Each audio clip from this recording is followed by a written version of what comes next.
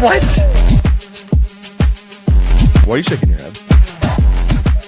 You're welcome.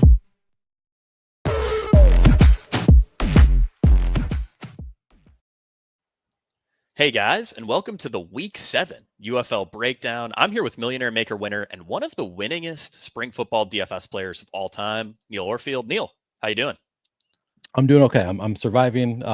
My Brahmas do not appear to be surviving, but I am. So and hopefully my Timberwolves will bounce back tonight. It's been a rough week for me sports wise, but I think Timberwolves can get it back tonight, and then I'll be doing a lot better. How you doing? I'm doing good. I got a little worried, about our sweet UFL contests after, what was it, week 5. We really failed to fill by a pretty significant margin. I think largely influenced by the draft. I think there may have been like some golf, NBA playoffs, NHL playoffs going on too. This past week though, contests upsized because we filled everything. We have a 10K to first 333. We also have a 5K to first 25K prize pool flagship, 1K to first in both showdowns. Sunday only stayed the same at 2K to first. So certainly got me a little excited. I sort of assumed things would gradually trend down, but no, Neil, we got an uptick in contest sizing. So I'm feeling very back this week. Very excited for another week of spring football action. I know we can move on from NBA really quickly, but my brother lives out in the Bay Area. He's a huge Warriors fan, so he's been very excited for this series with Minnesota. I have not caught like basically any of the NBA playoffs, but I've heard the games have been great. Same thing with NHL playoffs too. The first 5 games of the second round, the underdog won all of them. Underdog also the road team. So that's kind of insane. We've seen some nice comebacks, a lot of really close games. Yeah, it's been pretty incredible. Oh, that's awesome. Well, hopefully we can get some similar quality games here in the UFL. Before me and Neil get into the games, though, just wanted to note that if you're betting any player props or playing UFL DFS, you're really going to want to subscribe to either our UFL package or Fantasy Points All-In package, which includes UFL, college football, NFL, and the Fantasy Points data suite. Here's what you get in just our UFL product. You get projections for every player in every game, main slate DFS ownership projections, a weekly written breakdown of the DFS slate. It's actually free this week, so regardless of if you're a sub or not, you can go check that out over on fantasypoints.com. Also get access to our paywall Discord channel, UFL DFS, where I provide notes on coach speak, insider info, and official breakdowns of single game showdown and Sunday only DFS slates, and get our official picks for player props. So far this year, we've gone 29 and 24 for plus 3.04 units or a plus 18% ROI. We also just cut the price of UFL to $70 for the rest of the season. And that will likely be our last discount until before the playoffs. So now's a good time to take advantage. If you're interested in the all-in package, you can use promo code ALLUFL. Again, that's ALLUFL to save 20% on our all-in package, which again includes UFL, college football, NFL, and the data suite. Neil, with that out of the way, we can start talking about these games. Our Friday night kickoff game is going to be the DC Defenders at the San Antonio Brahmas. DC favored by 9 points here. I believe this opened closer to 6.5 or 7. DC has been continuously bet up throughout the week. Total is 37.5. No real injuries of note on the DC side, but on the San Antonio side, plenty to consider here. Greg Ward, Matthew Sexton, Jacob Harris, and Anthony McFarland are all out.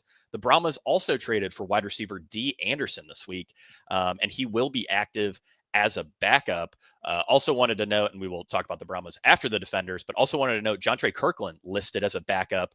Those two are behind Rashawn Henry and Justin Smith. Neil, let's start with the Defender side of this game, though. I think overarching, DC ran a fairly normal amount of plays last week. It was about 59. Still, though, pacing for the most plays per game in spring football history. Also wanted to note, and I'm sure everyone who's watched the games has picked up on this, but they are throwing the ball downfield at an incredible rate. Jordan Teamu's had a 12.8 average depth of target, which would be the highest mark by any spring football quarterback since 2020 Josh Johnson in the XFL, the old school XFL that got canceled by COVID, unfortunately. Team that's running a ton of plays is throwing the ball at a pretty good clip. And is throwing the ball downfield quite aggressively. That said, when leading, DC's only throwing the ball about 52% of the time, sort of middle of the pack there. We do expect them to lead plenty this week. That brings us to Jordan Teamu, who is, looking at comparable ownership to Bryce Perkins. To me, obviously, those two are head and shoulders above the other quarterbacks in the league right now in terms of their fantasy viability.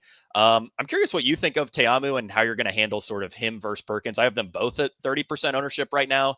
I think I might skew that a little bit more in favor of Perkins, but I'm not sure. Industry projections are like dead even on the two. Yeah, I mean, it feels about right for both of them. It's again, we talked about this last week. It's hard to predict with fields this small because one person can really shift the ownership quite a bit. But I think 30% seems fair for both of them. It like maybe even low. Like these guys are just they're the clear top plays at quarterback this week. I think I'll be setting my quarterback cap higher than usual. At times I've set it at 25%, and because I like to spread out my quarterback exposure, kind of changes up the whole dynamic of your team. I think I'm just going to up that and get to probably more of Teamu and Perkins. So I think I'll be with the field at 30%. Maybe I'll even set it higher than that. I think they're just the two clear top plays. There's others that we can consider, but I think they're like, so some of the clear better plays on the slate. Probably I'll set my cap at 30%. Looking at some of the other quarterbacks, I think that's exactly where I'll be. So I'll probably get to exactly 30% of Teamu and Perkins. Sadly, not much of a hot take there.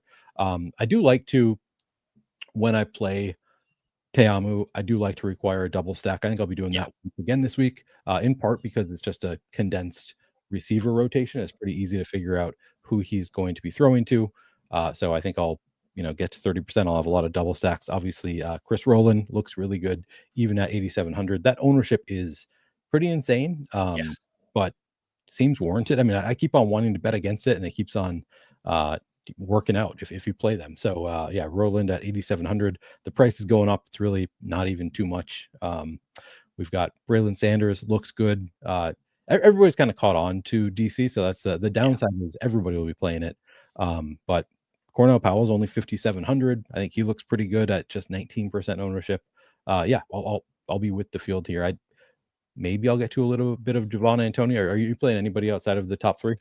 I don't think so for the main slate. Unfortunately, with this being the Friday game, we won't have showdown or two game options. I think if you're playing like a ton of Teamu, say you're maxing out the contest and playing 50% Teamu, a little bit of Jaden Mickens, a little bit of Javon Antonio makes sense. One thing that I did want to note on the DC side, Cornell Powell was only at a 33% route share last week. I think this was almost entirely injury related. He is off the injury report this week, and I really don't think he's played bad enough to warrant like an outright benching for Javon Antonio. That does make it a bit of a tricky projection. Antonio stepped into his highest route share of the season at 68%. Braylon Sanders also logged his highest route share of the season at 82%. Jaden Mickens was pretty stable right around his normal, like 48, 50% route share. So again, this is a bit of a tricky projection on Cornell Powell. There is a chance, the team views him and Antonio as maybe a little closer than we had thought. Also a chance last week was just entirely an injury thing. I thought it was still weird that he did get some snaps. Most of them were near the end of the game, like final drive, which was pretty meaningless. Why would you put an injured player out there on the final drive? That's meaningless. I'm not really sure. I'm kind of splitting the difference between like a normal Cornell Powell projection, say like his projection in week 4, week 5, versus like a full-blown, committee wide receiver 3 projection for Cornell Powell. So that's why we landed on, about 7 points. I could see an argument for, when you're building lineups, bumping him up to like 9.5 points. That's probably where he would be at if we weren't worried about any rotational stuff.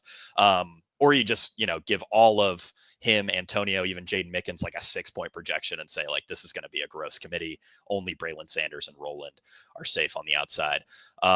I still like playing Powell. I was pretty surprised when I ran our ownership today that Powell was looking at, 19% ownership?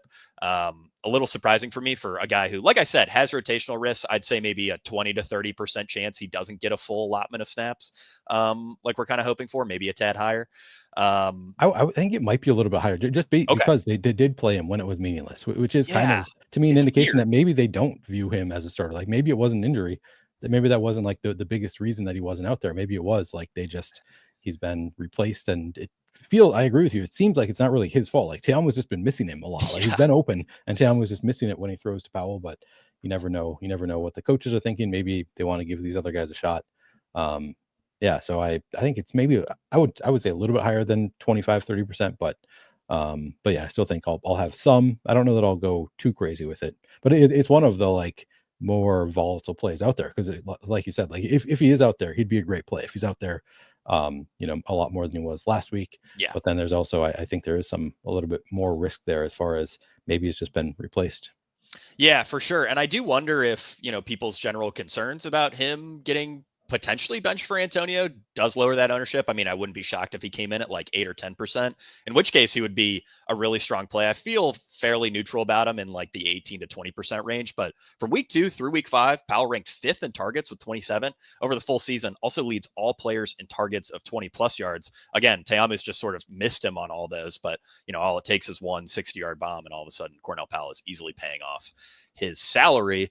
Neil, the running backs here saw a bit of a changing of the guard last week. Deon Jackson, and I do not have weighted opportunity pulled up, amateur hour over here, 10. but Deon Jackson easily surpassed Abram Smith in terms of raw weighted opportunity.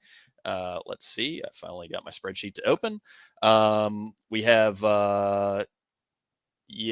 Abram Smith was at 4.8 weighted opportunities. Deon Jackson at 10.4. Now, snaps were almost dead even, 51% compared to 46% for Abram Smith. But Deon Jackson seems to have the lead inside the 10, inside the red zone, and does also appear to be the favored back at this point. And I think it makes sense.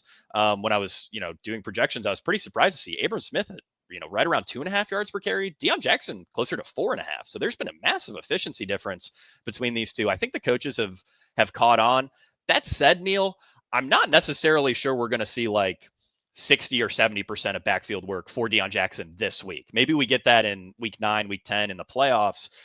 For this week, though, probably like a 50-50 committee, maybe 55-45 skewing in favor of Jackson. Like I said, the one notch in his belt is the goal line work. It seems like he's, getting preference there as the goal line back. Where are you at on Jackson? Because I don't necessarily think you need to go that direction when there is just a ton of running back value this week. I think I like him a lot better than you do. Okay. I think I'll be significantly overweight to the field again, just because to me, like the Brahmas defense is like the Coors Field matchup. Like they just love playing teams against the Brahmas. And it's also great leverage against everybody playing Teamu. Like I think there is some chance that Teamu and Bryce Perkins end up even higher than 30%, and then just playing the running backs instead. I will play some with both the running backs and the quarterback. But I think also a great leverage play on everybody wanting to play the quarterbacks. There's a good chance, like you said, they're going to be playing with the lead. So maybe they run a little bit more than usual, just because they should have the lead pretty handily here. This game is in San Antonio, so hopefully the Brahmas can keep it a little bit closer. But I think there's a good chance that they're just in control, wanting to run the clock out. So I think I'm going to be double the field probably on Deon Jackson. See somebody, Mad Sox says, who dare play Abram Smith leverage? I might play a little bit. I think there's an argument to be made for a 0% owned Abram Smith to be one of the, the 5 lineups in the contest. He won't be 0% owned, but like probably not more than 5 to 10 Abram Smith lineups in the contest. Again, this is hard to predict with such small fields. But even, I mean, if it is 50-50, I think great matchup. We've seen Abram Smith get those 25 carries before. To be clear, I like Deon Jackson better, but also if they get a big lead and they're running the clock out in the 3rd, 4th quarter, Abram Smith, if he has been replaced, a little bit more likely to be the back they're running the clock out with late in the game. And it's probably a committee early on, or, something resembling a 50-50 timeshare. So I don't totally hate it. I think I probably will have a share or two of Abram Smith, I would guess, just because I like the matchup so much. But Deon Jackson, the clear priority here for me, and there's a chance, like we've seen it, like it's trending in the right direction. Maybe it continues to trend upward for Deon Jackson. I mean, like you said, he's looked a lot better. It was funny. I don't know. I know you were traveling, so you might not have caught the beginning of the game, but like he was getting like the early carries in the house. Like, oh yeah, Deon Jackson getting the start as usual. And I was like, wait, what? I don't think so. But he's trending in the right direction. Maybe we see the trend continue upward for Deon Jackson. So to me, he is the priority.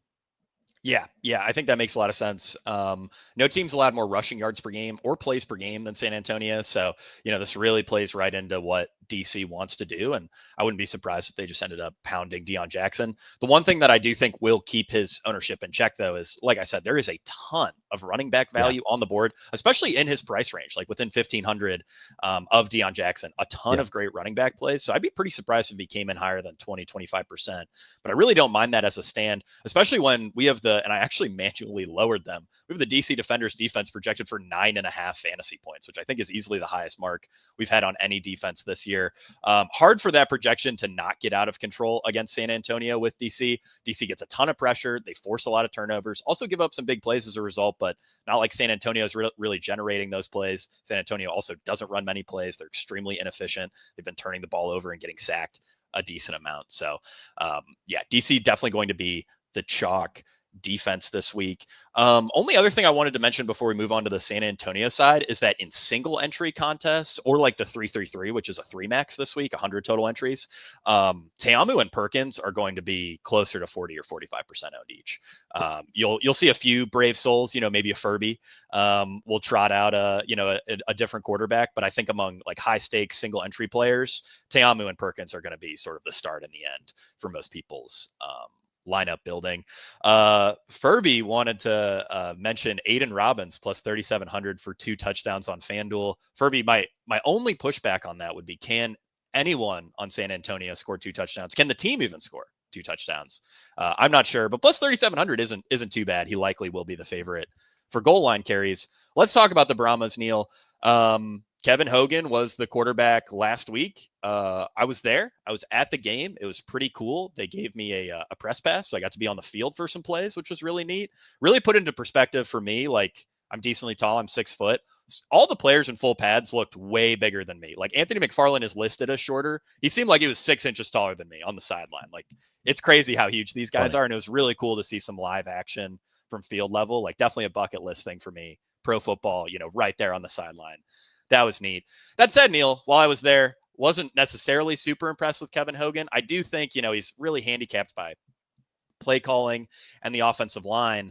But I still don't think this is an offense that's particularly capable of moving the ball. Obviously, that shows in our projections. We only have Kevin Hogan for an 11-point fantasy projection, 3% ownership.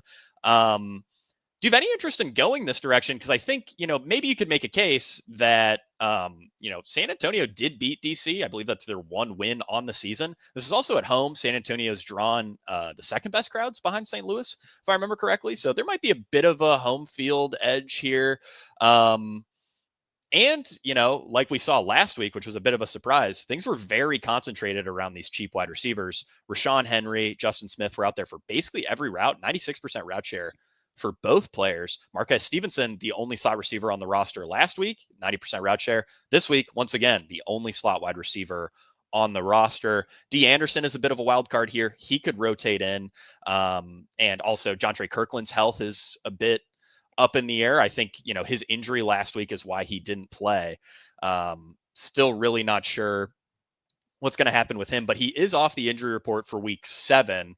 So, we could see a situation where maybe Justin Smith and Rashawn Henry only run 60 or 70% of routes. Kirkland and D. Anderson steal the rest. Neil, now that I've sort of laid all that out, any interest in Kevin Hogan and his relatively cheap wide receivers? I don't think I'm going to get to Kevin Hogan. Okay.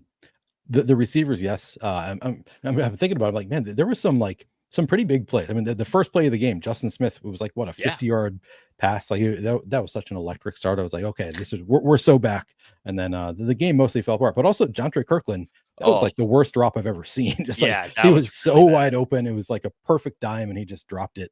So Kevin Hogan was passable, at least last week. Yeah. That said, I think we have good enough quarterback options on this slate. I'd be pretty surprised if he gapped the field at the very least. I don't think he's going to be the highest scoring quarterback on the slate. And even if he is, I don't think he's putting up like 35 and gapping the field. So I don't really see a need to take the risk on Kevin Hogan.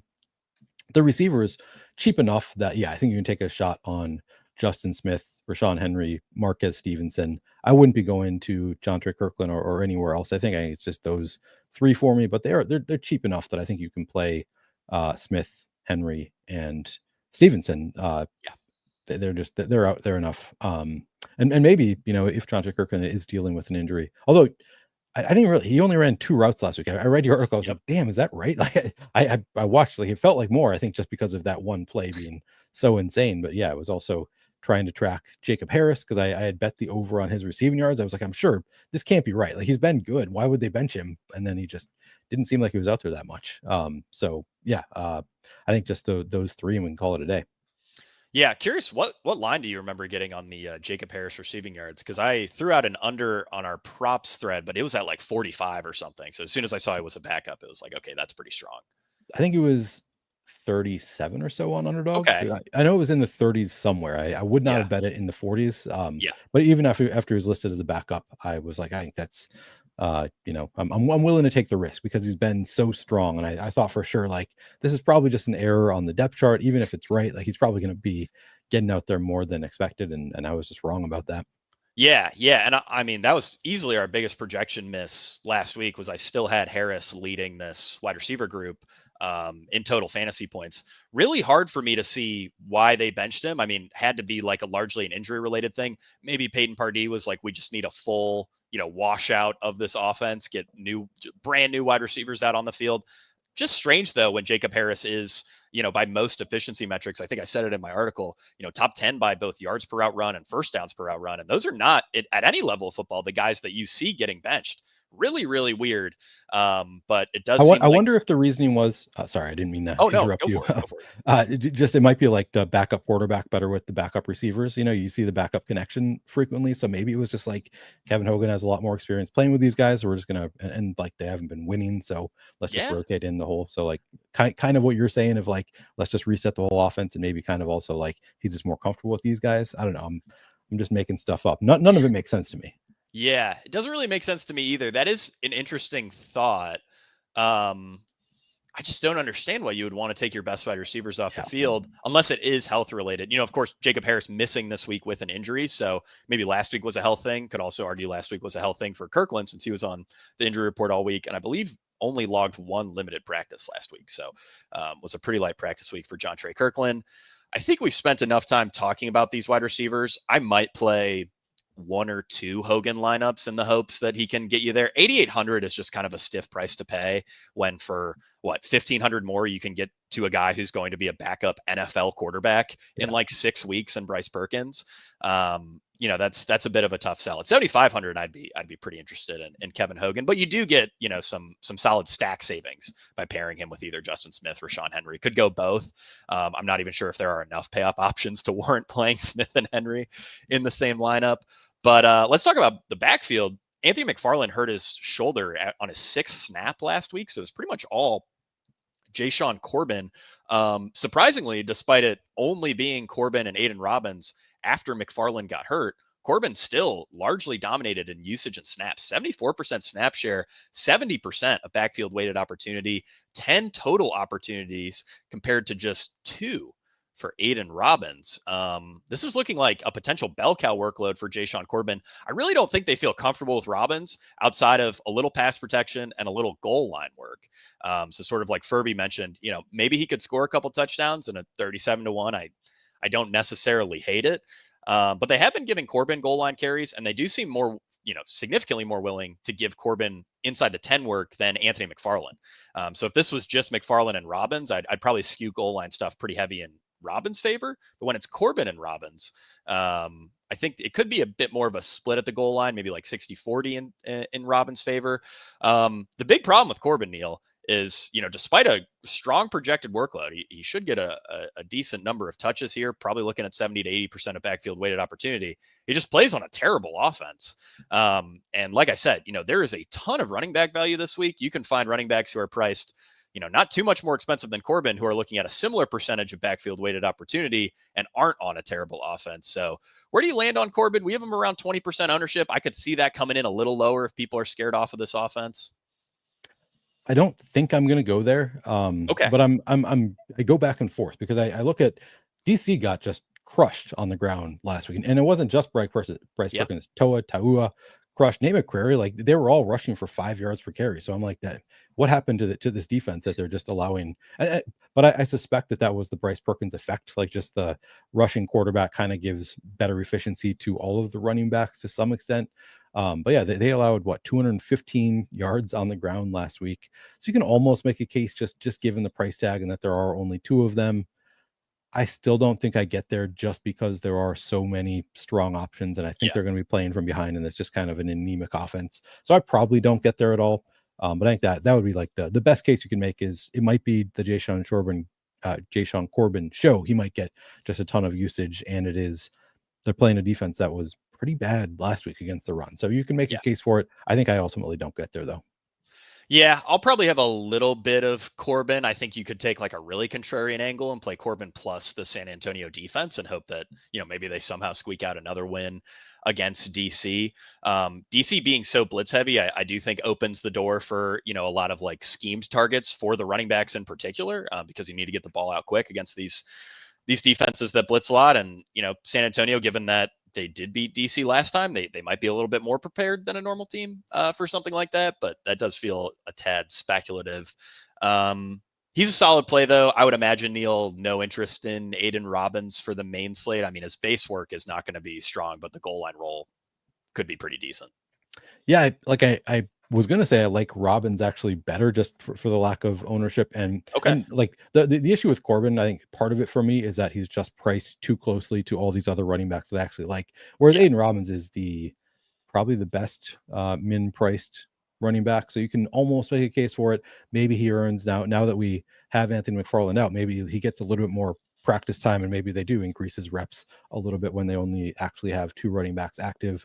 So you can like almost you can make a I think you can make a case for Aiden Robbins because like Furby says, we're expecting 2 touchdowns right out of Aiden Robbins. So if you're expecting 2 touchdowns at 4,000, I think you can certainly play him. But I don't know if I'll get to any. There's a good chance I just don't get to this backfield. Yeah, I think that's fair. Probably just Corbin for me. All right, we can move on to the Saturday game. It's the Michigan Panthers at the Arlington Renegades, easily the highest total game of the weekend at 42.5. Panthers are favored by 3. I believe this opened closer to 1.5. On the injury front, or here, before I get to injuries, Neil, anything you like on this line? Panthers -3, total 42.5 feels about right to me. Yeah, I think I would take the Panthers side of it. Take the Panthers to win more than 3. I forget how you speak about this, but I think that's the side that I would take if I were going to take anything. But I don't feel super strongly about it. Yeah, need Minnesota to legalize sports betting so Neil learns I can learn how to talk about it. Yeah. I also just realized I forgot to ask you about DC -9 at San Antonio. Do you have any take on that line? That also feels about right to me. I don't really have a strong take there. I don't either. Yeah, I would have bet it. Sadly, I would have bet against the Brahmas at 6.5 for whatever it opened at. I probably would have been one of the people betting it up. But at 9, it kind of feels about right to me.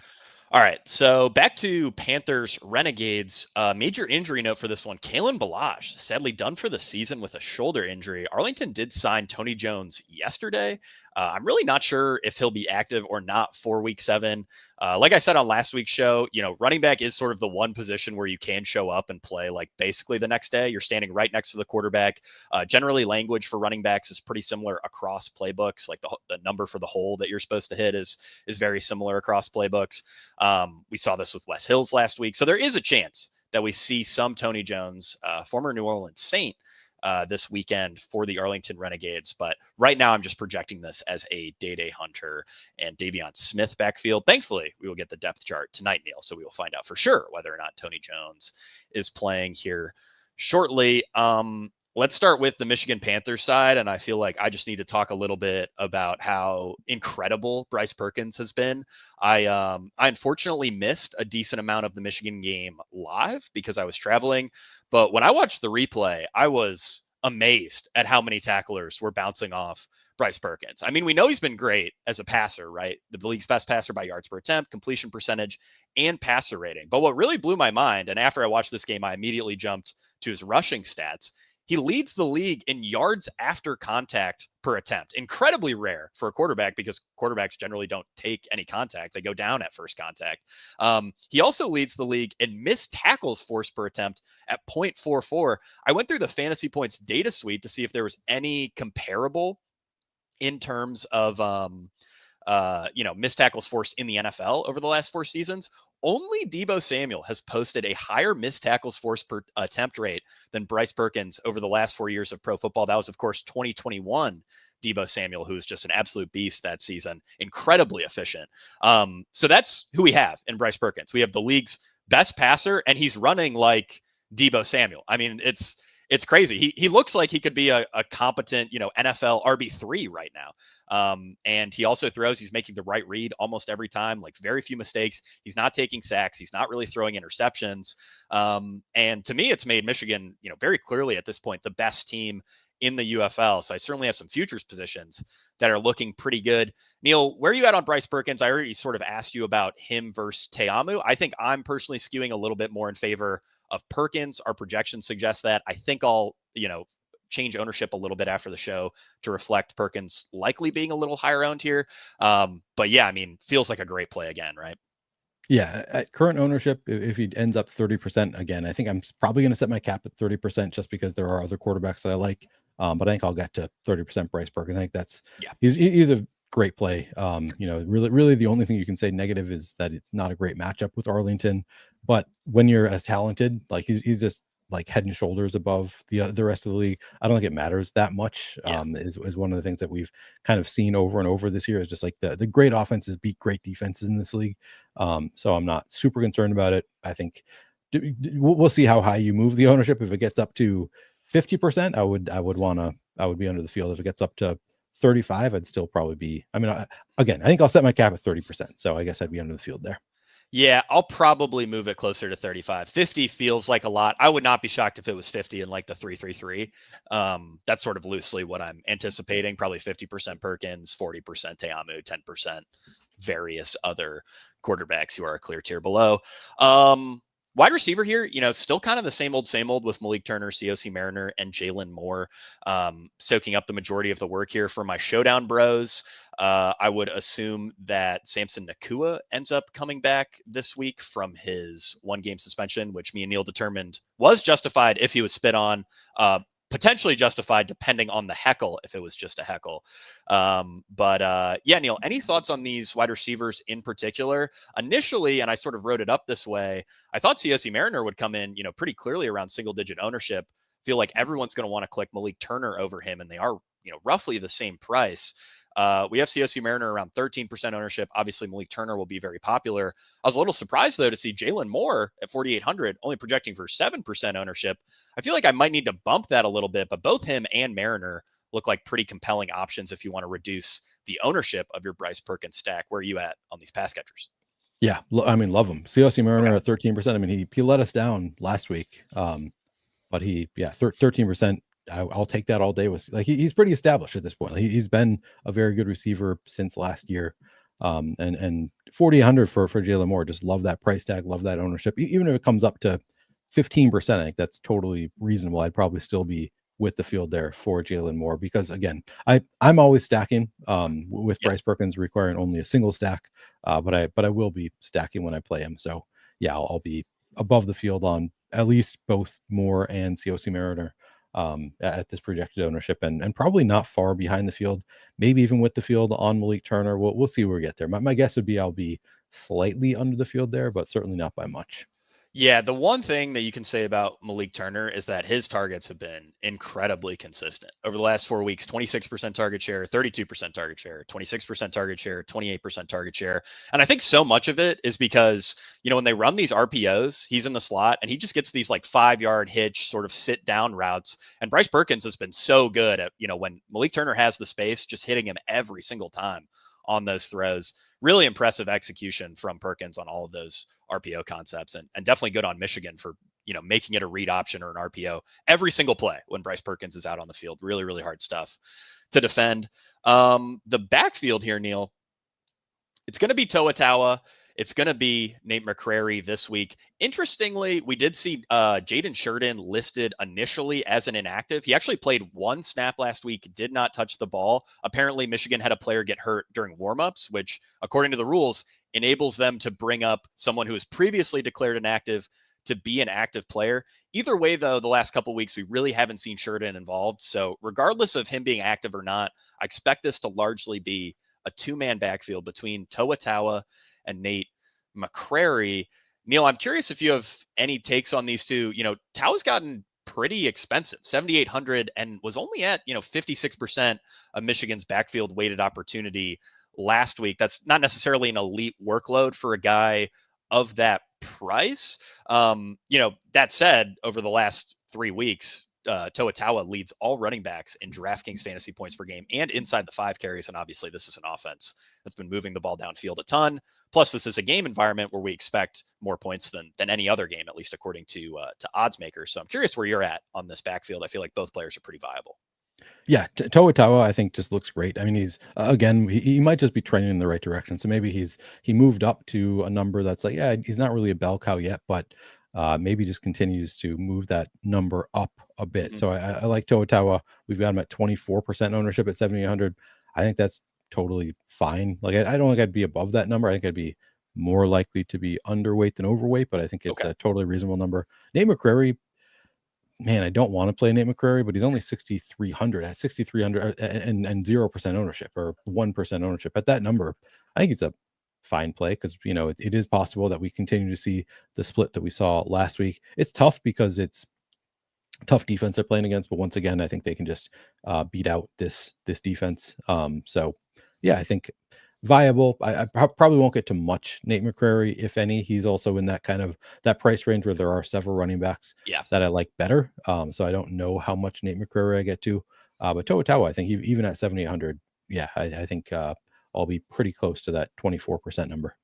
Yeah, it was closer to a split inside the red zone between these two. Toa Taua had 4 red zone rushes. McCrary had 3. And again, 44% of backfield weighted opportunity for a guy like McCrary at, close to no ownership on a team that has been putting up a bunch of points lately, I feel like is pretty interesting as a contrarian angle. The other thing I wanted to note here is that I really don't think they feel comfortable with Taua running like any routes at all. He was at a 27% route share last week, 0 targets. McCrary was at a 46% route share last week with 2 targets. Again, a guy like Bryce Perkins isn't going to check down a ton, but if you think Michigan plays from behind, I don't necessarily mind like a McCrary plus Perkins stack, along with another wide receiver or two. As a bit of a contrarian build there. All right, let's move on to the Arlington side here. I think, the major note with Arlington, we know who Luis Perez is. I don't think we have to spend a ton of time on him. My major note for the Arlington Renegades was that Tyler Vaughn's, confusingly, 48% route share last week. This was pretty strange to me, and I wasn't exactly sure what to make of it. He's not on the injury report. I feel like this is probably just a fluke, but if he is in the doghouse, it will result for a handful more routes and targets for guys like Javonte Payton, Deontay Burnett, Isaiah Winstead, even maybe a little bit more for Sal Cannella. Curious where you're at on, obviously Perez and these Arlington pass catchers. I feel like I like these guys a bit more as run backs than as as a part of, Perez double or triple stack teams, but I think that's viable as well. What are your thoughts? I think I'm right with you there. Okay. Man, this is one of my bigger mistakes. Last week, I made kind of a last minute decision as I was making my lineups to go pretty heavy on Perez double stacks and ended up playing a ton of Perez double stacks. And of course, I think he had a touchdown call back on the first drive of the game and then just did nothing the entire rest of the game. I was like, man, I was so close. And then it was just, no, I wasn't close at all. It was just, the team was just awful last week. And now, and part of the reason I want to play them last week is St. Louis's defense had looked beatable. This is a much tougher matchup. And we have so many other strong plays at quarterback that I don't really see a need to go to Perez here. I mean, he's low enough owned that you can consider it, I guess, in the largest fields, but I don't think I get there. Yeah, I'll probably have, a token Perez lineup or 2. But I do think my favorite way to play this game is to, just incorporate some Arlington players on my Michigan stacks. The nice thing, though, with these Arlington pass catchers, Neil, after I ran ownership, I was pretty excited here because no one is really pulling much. Obviously Day Hunter, we'll talk about the backfield in a little bit, is going to be very, very popular, but Winstead, Cannella, Vaughns, Burnett, Payton, all in single digits in terms of ownership, which I think makes them very compelling plays and also kind of makes me feel like a bit of a must-have on my Perkins lineups because, again, Perkins is going to be really popular. Something like Perkins plus Malik Turner is going to be really popular. One of the easiest ways to bring down ownership, if you don't want to go to a Jalen Moore or a COC Mariner, is to incorporate one of these Arlington pass catchers. Any thoughts on ownership? Is there any Arlington pass catcher who really stands out to you? Yeah, I'm pulling up the numbers in our spreadsheet right now just to because I'm trying to think of how do I want to rank these guys. Yeah, it's a little bit this tough week after what Vaughn's did. Normally we'd probably say like Cannella, Vaughn's, Winstead, maybe that top tier, Burnett, Peyton, a little lower. Things are a bit more ambiguous after Vaughn's, again had that 48% route share last week. And that was not injury related, right? We don't think. I don't believe so. You'd think if it was, he would have ended up on the injury report, and I don't remember there being any concerns going into that game. Yeah, I didn't. So I played a ton of Luis Perez and then didn't watch this game because I was out at a comedy show. Wow! So it was Friday night. So that was So I wish that I had watched it now because I'm like, could I have seen something there? But yeah, I think probably I have to rank him. I mean, I think Sal Cannella is the number one here, probably followed by Isaiah Winstead for me. Yeah. And then I guess I'll go Tyler Vaughn still ahead of Deontay Burnett would kind of be the order. But I think all of them are strong plays at ownership. Like they're all getting low enough ownership that I want to have probably over the field on all four of them. Yeah, I think that's reasonable. Also, I just double checked last week's injury report. Vaughn's was not on there, not on this week's. So this is either some sort of doghouse scenario, a random fluke type occurrence. I mean, maybe an unreported injury, but Arlington hasn't really been hiding anything all year in terms of injuries. So I'd be surprised at that. Just weird. And I'd keep in mind, there is a bit more fragility in these Renegades pass catcher projections than a normal week, where normally we feel pretty confident about how we're projecting these guys. This week, a bit more up in the air. I'm not sure I have a super strong take here. Vaughn's at 6,900 is pretty nice. I think Burnett's probably the best way to leverage it if you think Vaughn's isn't going to play as much as he normally would. Burnett in kind of a similar role, playing in the slot and outside. Javonte Payton's not bad either. Hard to have a strong take when they are pretty spread out. And again, things are a little ambiguous. Let's talk this backfield though. No Kalen Ballage, and a bit similar to San Antonio, Arlington doesn't trust their RB3 to get serious carries. I mean, we've seen this time and time again. Deon Smith is not getting much work. Last week, Day Hunter finished with a 55% snap share. Ballage stole the other 41% of snaps. Deon Smith came in at 7%. Deon Smith's lone touch came as a rush in the red zone. Day Hunter finished with 17 opportunities last week and 61% of backfield weighted opportunity. I'm thinking this is going to be like a bell cow workload for Day Hunter. And, they've clearly shown that they will give him carries inside the 5, inside the 10. To me, it basically just feels like Jayshon Corbin on a better offense is sort of how I'm evaluating Day Hunter. Now, we could see maybe like a 60-40 committee where Deon Smith works in. We could also see, as I acknowledged when we first started talking about this game, Tony Jones could be active as the RB3 and might steal 20-30% of snaps. I saw somebody said in chat, Tony Jones is not in the player pool. DraftKings did add Wes Hills last week. I believe Wes Hills was a slightly earlier signing. He was like a Monday or Tuesday signing. Jones was a Wednesday signing. I'm still not sure that'll matter a ton. I'll be sure to refresh the player pool tomorrow and add Jones to our projections if he is added to the player pool and ends up being active. Thankfully, we will find all of that out tonight. But Neil, very curious, where are you at on Day Hunter? Because he should be in line for a pretty strong workload. Yeah, Day Hunter looks great. Just because the workload is so strong. It's not a great matchup by any means, but it's a fine matchup. It's not like it's unbeatable. And if he's going to get that much of a workload increase from no Kalen Ballage, he's just too cheap for this role. So I think 33% ownership. I think some of that ownership for me is going to go elsewhere. So I think I'll probably end up under the field on Day Hunter just because it isn't the best matchup out there. But yeah, I think he's going to have enough opportunities that it's certainly a defensible ownership number. I'm probably not going to be too far. I'm probably in the 20s somewhere. Yeah, I think he's a very strong play. And I don't think I go to Deon Smith.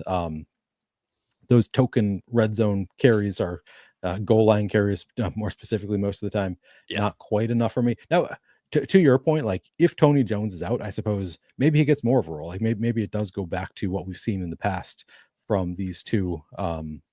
Maybe I guess inverse, because it's always been Deon Smith as the lead back in the past, right? Was it?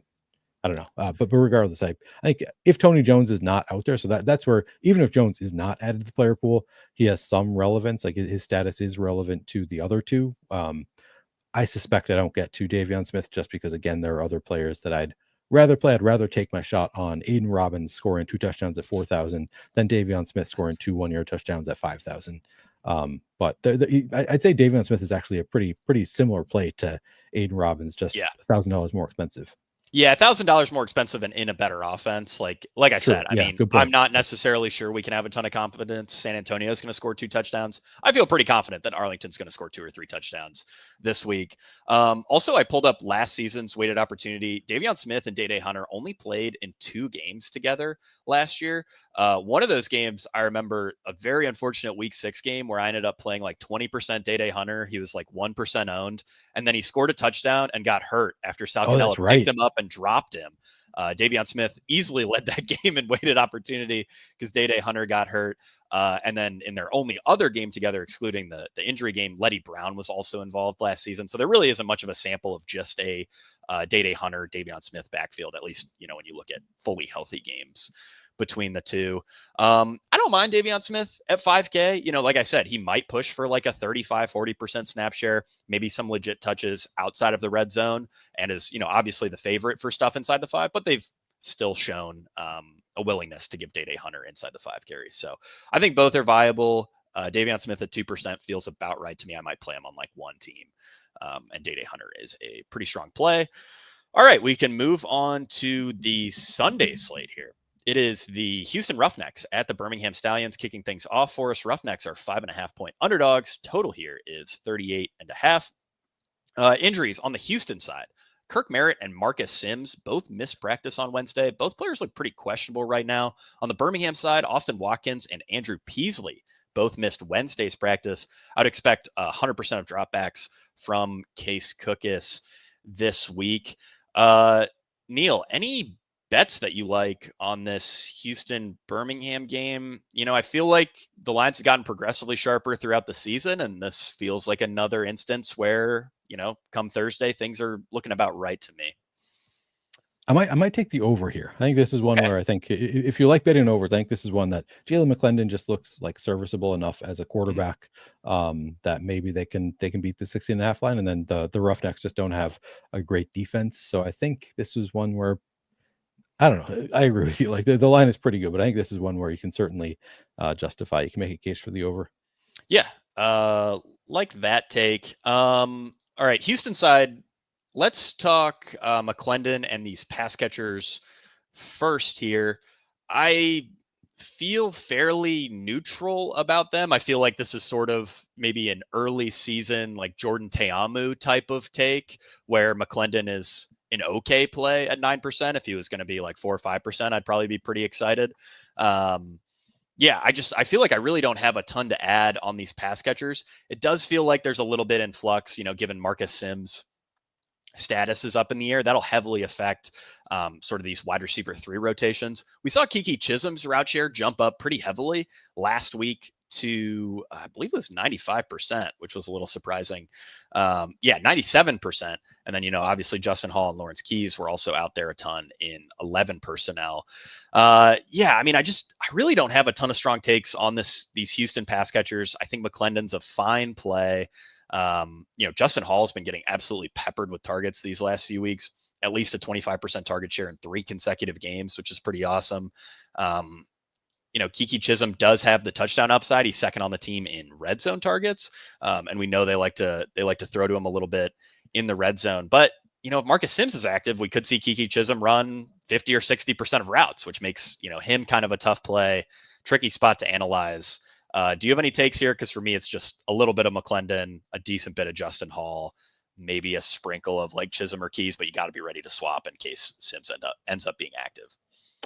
Yeah, I think I like McClendon. Like, I think I'll be probably above weight to 9%. I think ultimately, I'm cutting out from my player pool Luis Perez, Dresser Wynn, Kevin Hogan, because I think I want to get a little bit above weight to the field, at least on Jalen McClendon and Case Cookus, Max Dugan, and then I'll be like right with where we have their field projected for Tamu and Perkins.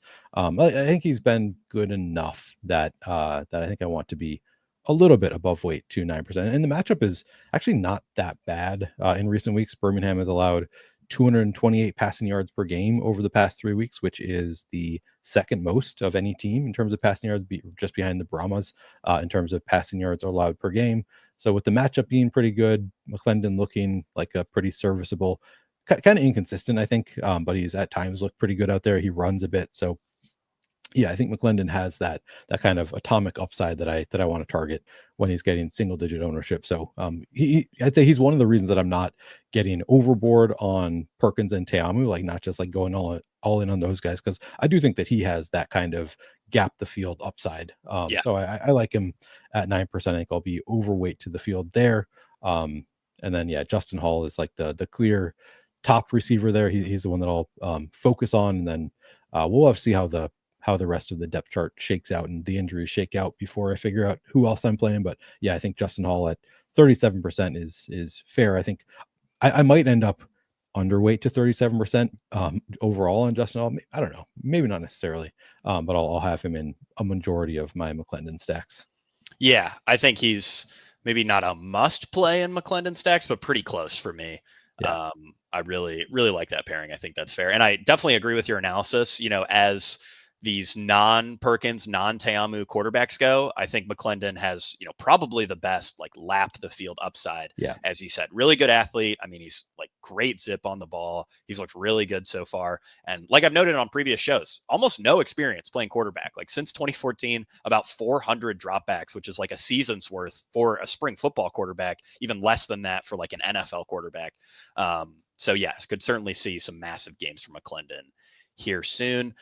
Neil, this backfield is tough. I think Kirk Merritt sits this week.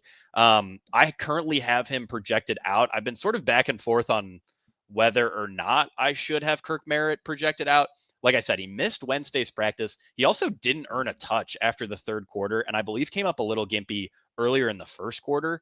I think like 70% chance that he sits this week. But again, it does make the projection a little tough when there have been some weeks that we haven't gotten Sunday depth charts until after lock.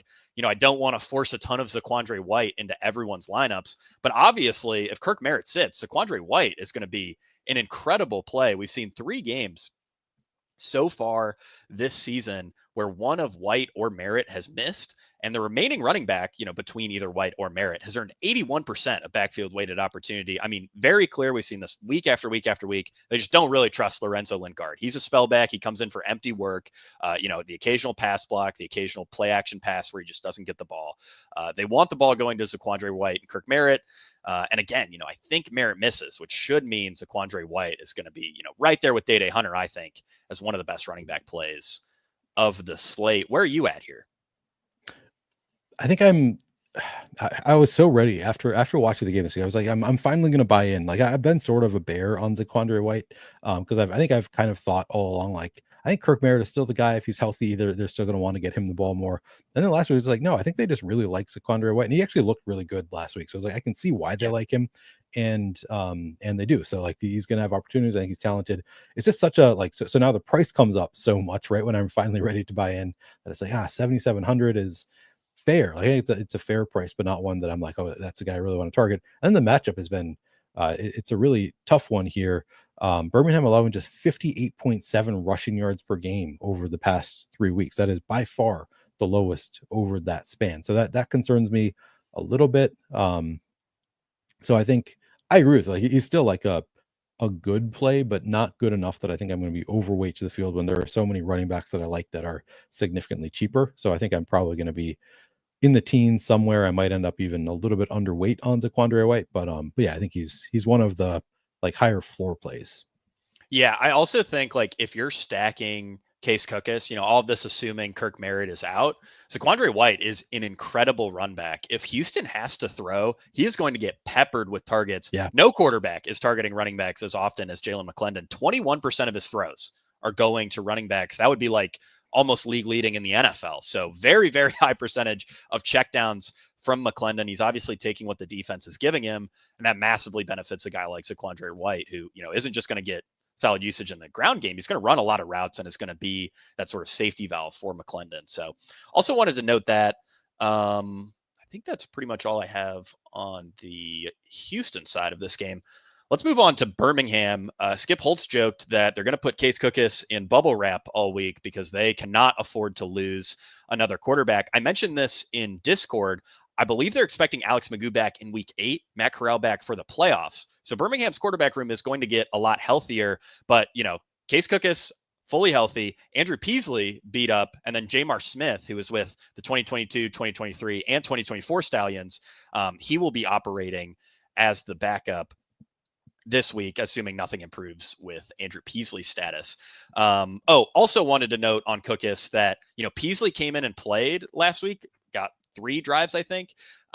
Skip Holtz noted before the game that they would play Andrew Peasley. No one was really sure what the deal with that was. After the game, he said, we played Peasley because if Cookus got hurt, we would have been looking at a quarterback who, basically joined our team a month ago, who had never gotten live game action, who would have had to step in and, play the remainder of the game. So he was like, we just wanted to avoid a total disaster where Peasley's going out there cold. We have no other options.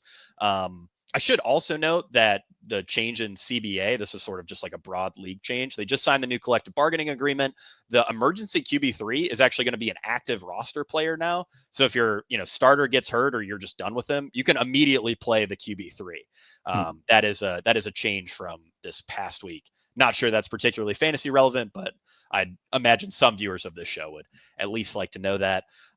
With that sort of grand explainer out of the way, Neil, what do you think of Case Cookus here? To me, it's pretty similar to McClendon, around 9% ownership. I feel fairly neutral about it. I do think McClendon has significantly better upside in this spot, but we've seen quite a willingness to run from Case Cookus. I do wonder if Birmingham dials that back a little bit because, again, they are very, very thin at quarterback this week.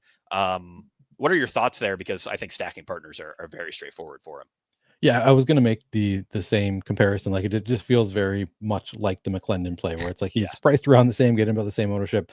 I think has a similar floor ceiling combo, maybe not quite the ceiling of McClendon, but because he does run a bit and he has such a great matchup with Houston, he has a lot going for him.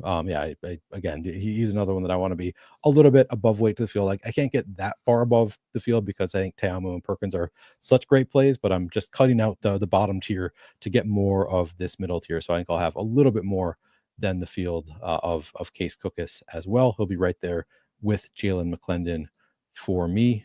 And then as far as stacking partners go, I want to look at the ownership here.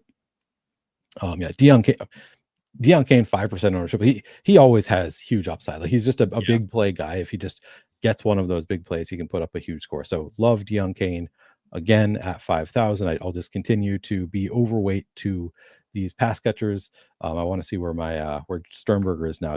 I'll be above weight to Sternberger once again. I keep on hammering Sternberger. He at least scored a touchdown last week. Didn't do a ton else, but I think that he still has that big upside. So those two are going to be my main focus.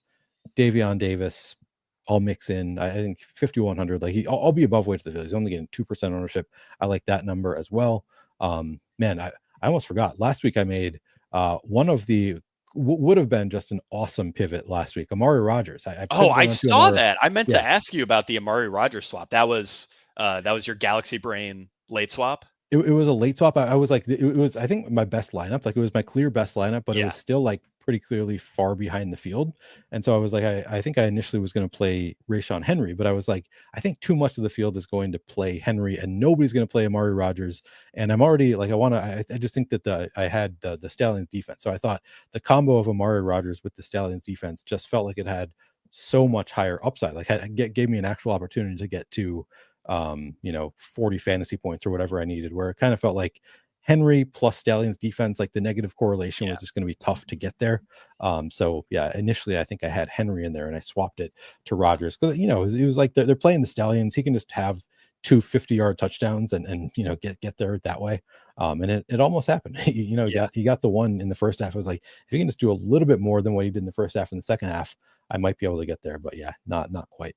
as late swaps that make you like $60 go, that's probably one of the best ones ever. I'd say that was I was going through some of like the top 25, top 50 teams, and I was like, oh, Neil, and I clicked on your team. Oh my God, Amari Rogers at like 0.2% ownership. Yeah, that was that's awesome. That's like, I mean, when you're late swapping, when you're totally dead for first, those are the kind of plays that you need to get onto. Yeah. When you need it. But yeah, I mean, I think I'm right in line with you. You know, Deon Cain, Jay Sternberger, Davion Davis are going to be the guys that I mix in. I think Cain and Sternberger are my favorites. I'll probably bump the projected ownership on Cain a little closer to like 8 or 10%. 5 does feel just a tad too low. Feels like one of those spots where a lot of people will see 5 and then, you know, kind of rush to play him a little bit. And that's how he ends up at 10 or 12.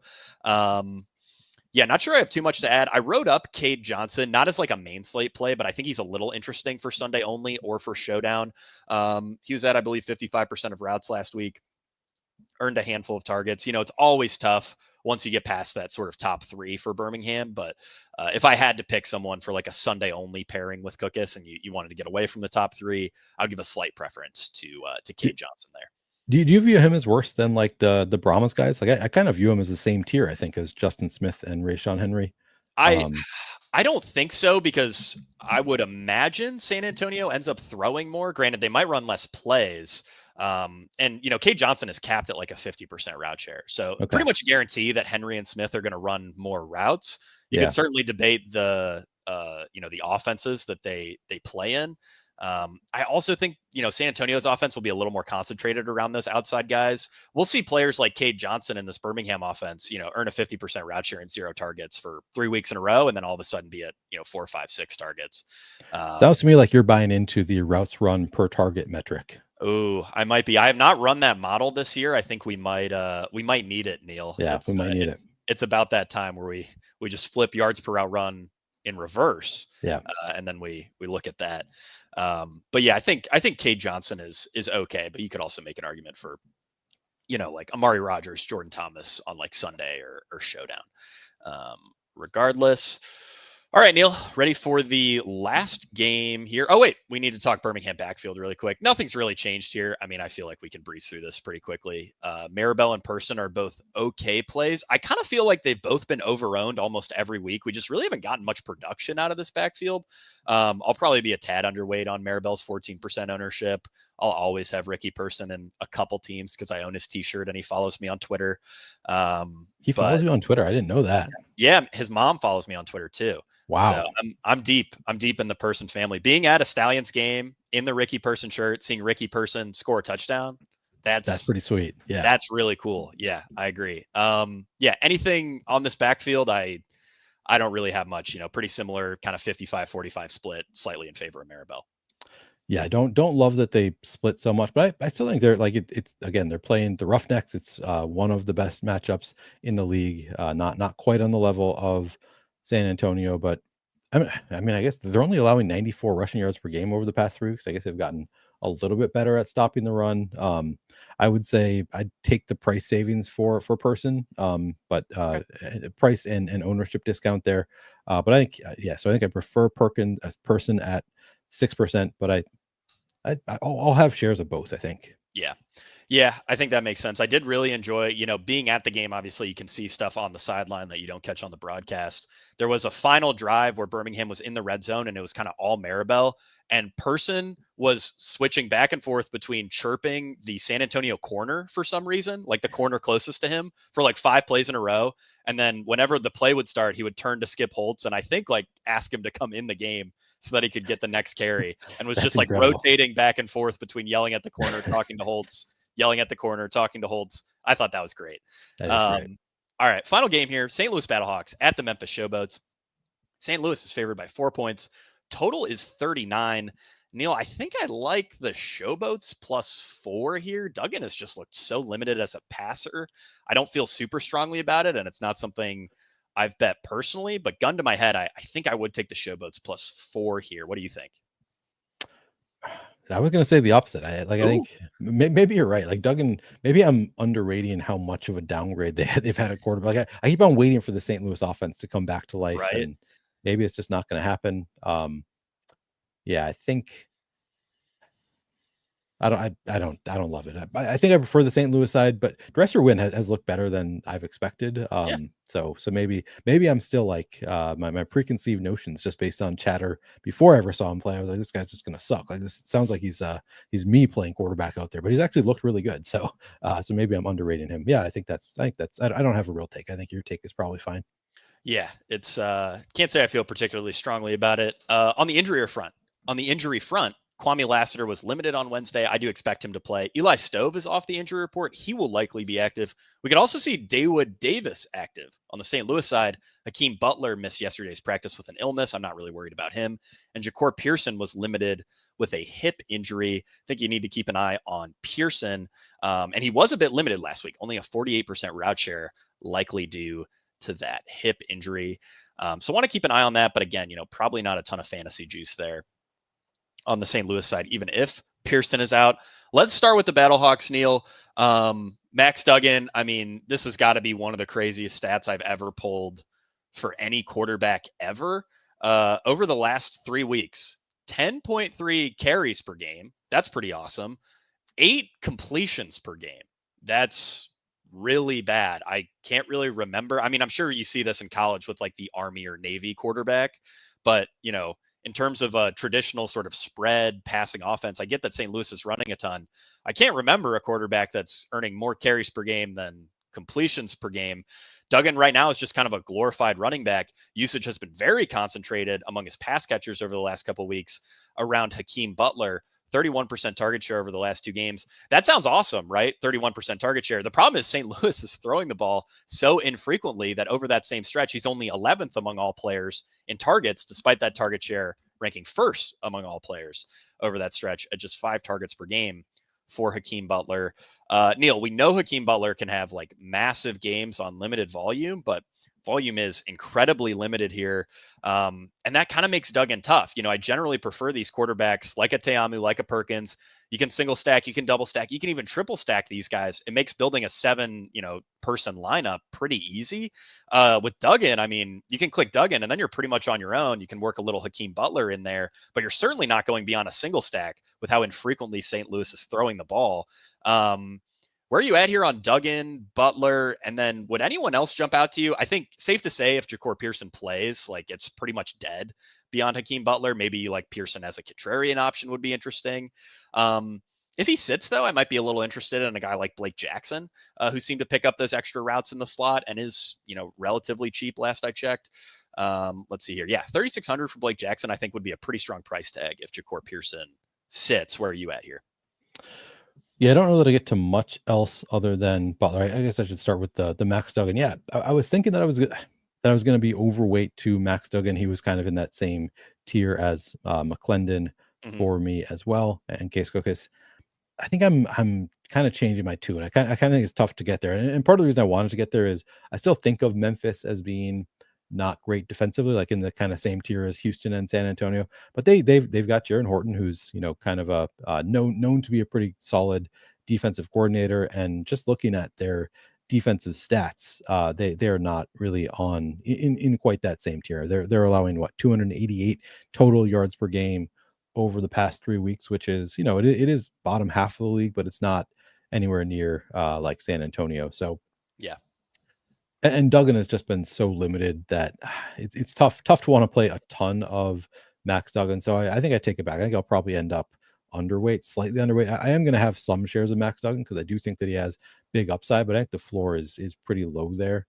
I will probably still require stacking, but I think it'll probably just be Hakeem Butler for me in those stacks, and then call it a day from there. But yeah, so I think for me it's probably just Max Duggan and Hakeem Butler.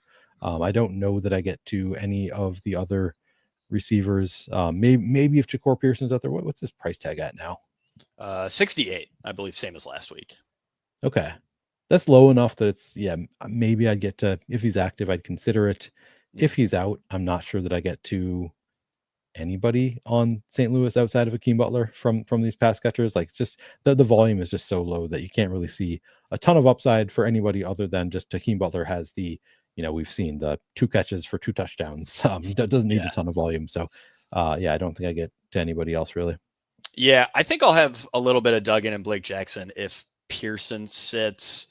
you could maybe convince me on some Frank Darby too, who was out there for about 85% of routes. But I mean, it's just so thin when Duggan's looking at 15 to 20 pass attempts, assuming this game isn't a blowout. Even when trailing, St. Louis is still running the ball a lot. I think it sort of speaks volumes to how the coaching staff feels about Duggan as a passer. Obviously they wanted to be run heavy with Manny Wilkins, but they were more willing to throw with Manny Wilkins than with Max Duggan. This passing offense has really regressed in terms of just their raw passing rate since Max Duggan took over. So, that certainly makes the stacks pretty tough. Jacob Saylors, Neil, was at pretty insane. I believe it was 96% of backfield weighted opportunity last week. Yeah, Jarvion Howard only at 4%, 90% snap share for Saylors. I mean, I think I've said this like 3 or 4 weeks in a row. When the games are close, when they're running fewer plays, Saylors is going to get almost all the work. When St. Louis manages to run a ton of plays and, they're blowing opponents out, you're going to see more Jarvion Howard, but we just aren't really seeing that with Duggan. I'm not sure this is an offense that's really capable of blowing teams out. I don't know that I'd necessarily take St. Louis to win this game by like 10 or 15 points in any capacity here. So yeah, where are you at on Jacob Saylors? He's still expensive and his weighted opportunity has clearly taken a hit since Duggan took over, despite his shares being better over the last 3 games. He's only averaged 12.3 weighted opportunities per game in the first 3 weeks of the season. That was 16.7. I think that largely just speaks to the general hit to offensive efficiency that's taken place since Duggan has become the starting quarterback.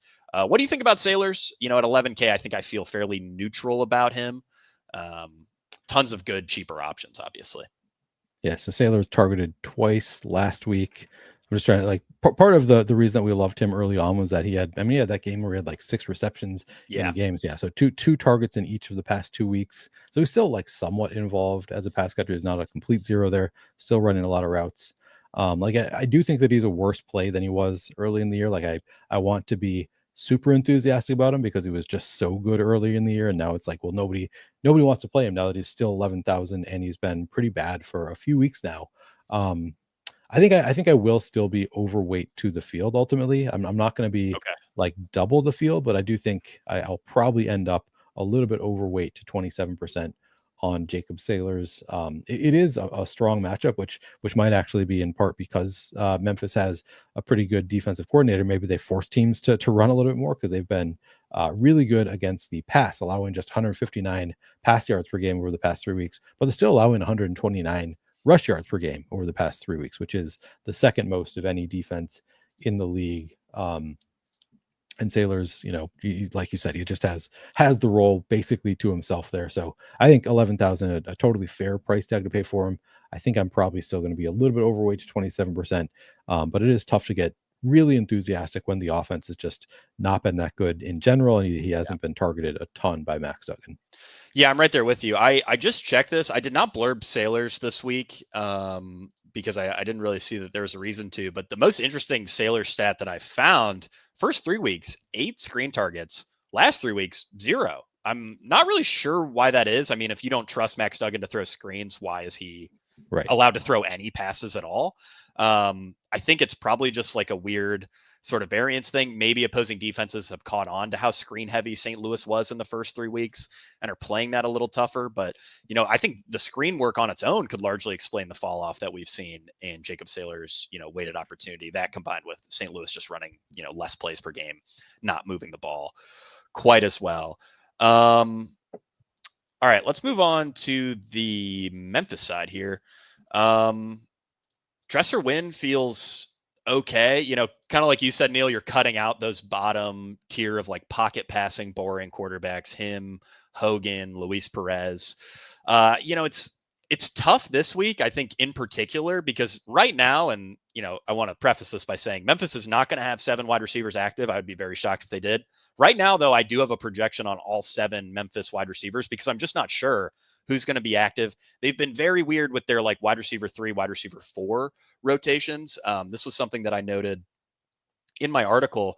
Kai Loxley, a little bit interesting for the showdown slate after he logged a 72% route share and an 11% target share in week 6. We saw Isaiah Washington earn a 71% route share in week 5. That fell to 28%. in week 6. And then, we might have Eli Stove active. We might have Dawood Davis active. So this is, sort of weird after you get past Kwame Lassiter and Jonathan Adams, who I think have very, very secure roles and we can feel fairly confident in. Yeah, I know you're not going to play any dress or win, but how do you feel about, Lassiter, Adams as sort of the only guys we can trust here? I think because of the price tag, Kwame Lassiter is my favorite. I think 18% seems totally fair for Kwame Lassiter. This is also again, I targeted this matchup last week because they had been so bad against the pass. And then of course, last week they were pretty good against the pass. But they're still allowing, I'm on the wrong tab here. 210 pass yards per game over the past 3 weeks. Let's see if we remove week 6, what was it? Because I was pretty enthusiastic about it. 249. I don't know. Like you said, I'm not going to play dress or win. I might get to a little bit of Jonathan Adams. I don't think he's getting 9% ownership. I'll likely be underweight to that number. I think Kwame Lassiter, just like they're pretty similar roles, so I'd rather just take the price discount. I think Kwame Lassiter has a better possibility of completely beating that price tag than Jonathan Adams. It really kind of depends. Is Dawood Davis active? Yeah, I don't know that I get to Dawood Davis even if he's active, just because he is so expensive, and who knows if he's going to run a full route share. He's good, so I think you could make a case for him as maybe he's a pivot. Maybe that's what Dawood Davis is. If you're playing from behind and you want to make a hero pivot, he is the type of player that could just surprise us and have a much better role than we're expecting. But I think Kwame Lassiter, the only one of these receivers that I expect to go in and play a ton of. And then it'd be maybe a little bit of Jonathan Adams, but probably not a ton. Dawood Davis maybe as a pivot. I don't know that I get anywhere else. Yeah, I think that makes a lot of sense. Dawood Davis as a pivot is a really interesting angle. Could swap off like a Jonathan Adams or a Hakeem Butler to get you there. But again, the workload is, it could be like a 20% route share, one target type of workload. He could also just be a starter on the outside. I mean, we really have no idea. I have him projected for 3 points. Like I said, very difficult projection between like him, Elijah Stove, Kai Loxley, Isaiah Washington. Very, very difficult there. And I think for Showdown, there will be some really interesting angles or Sunday only when it comes to these like ancillary wide receiver 3, wide receiver 4 pass catchers for Memphis. I think, my favorite of these guys, at least right now, would be Loxley. The depth chart will obviously give us a lot more information. So you'll want to hop in Discord for whenever we get those on Friday. Neil, this backfield was a pretty big surprise. I was so excited. We got an incredible middle on Deneric Prince rushing yards. He was at 25.5 on DraftKings. And I believe ESPN bet listed him at like 49.5 or 52.5. We had like a 30-yard middle here. I was thrilled. Unfortunately, he finished the game with like 5 rushing yards. So ended up breaking even on that middle. Wes Hills led the backfield in snap share, despite signing last week at 65%. Also led the backfield in weighted opportunity share at 59%. One of the best workloads of the week for Wes Hills, behind only Zaquandre White, actually, despite, like I said, being a very recent signing. I also thought this quote from Jim Turner, and this was post-game, was pretty interesting. So Turner actually played with Wes Hills in New Orleans, and he said after the game, I thought Wes Hills ran well. He was a great addition to our offense. I know Wes Hills because he was the leading rusher in the league when I was with New Orleans in 2023. He's a beast. I feel like, seems pretty clear to me. They've just come around to, Wes Hills is their guy now. We had some people in Discord saying, why wasn't Wes Hills on a team earlier? He tore his ACL last year, so I think he wasn't medically ready until the last week or so. And, seems to be a pretty great signing by Memphis. Clearly better than, Jacob Kabodi or Jalen Jackson as an RB2. And, I think safe to say now he's going to be the Showboats RB1, Neil. He's only 6K. This feels like a pretty good spot for Wes Hills. What do you think? Yeah, I agree with you. I think he looks really good at 12.5%. I rank Deon Jackson ahead of him, I think, just because of the matchup. Okay. But maybe I'm overrating St. Louis overall a little bit. Like it's the ownership is low enough that I think that I'll be overweight to the 12.5% we have projected for Wes Hills. I think I'm not totally bought into this offense. Maybe I'm still kind of hanging on to my preconceived notions. Again, dress or win, I think, has looked better than expected. Wes Hills looked really good. And St. Louis's defenses look more beatable recently than they did earlier in the year. So I think, yeah, he's a very strong play. 12.5%. I'll probably be a little bit overweight to that for. I think I'm going to play a lot of running backs. Is what I'm realizing. It's like all these running backs. There's just so many running backs that I want to play. Yeah, I think I come in a little bit overweight to 12.5%. If he had a better matchup, I would really love him, but it's not a terrible matchup either. And yeah, I think you're right that he's like the number one. I don't know what exactly the split is going to be, but seems to be the lead of a committee at the very least. So yeah, I like him. Yeah, and I think you could argue, 65% snap share last week, if that's what they wanted to get him to immediately. I mean, it could be an 80% snap share this week. True. Like, he obviously didn't have time to learn the entire playbook. Deneric Prince did start the game, and, nothing happened with him physically. There were no injuries or anything. They just decided, pretty early on, hey, we want more Wes Hills than Prince. Wes Hills ended up with 14 rush attempts compared to just 6 for Prince, 3 targets for Hills compared to 4 for Prince. I also think Hills will be the favorite for goal line work. Granted, we still don't have a very good sample there to be able to tell. But yeah, I think Wes Hills is a very strong play this week. I don't think I have anything else. Maybe you could argue, like, if you are playing a lot of Hills, that Deneric Prince is a bit of an interesting late swap option if you really needed it. But I kind of think the writing's on the wall a little bit for Prince. I really feel like he's going to just be the RB2. RB2s can always steal, a touchdown or two and still outscore the starter, even on like a 40% weighted opportunity share. Just wanted to throw that out there. You got anything else on this game, Neil? I think we've covered it. No, I think we've covered it pretty well. Yeah, I'd say like Sunday only for Deneric Prince, maybe, or like you said, a late swap option, but probably doesn't make my initial player pool for the main. Yeah, I think that covers it though. Probably not a bad option for Showdown either on Deneric Prince.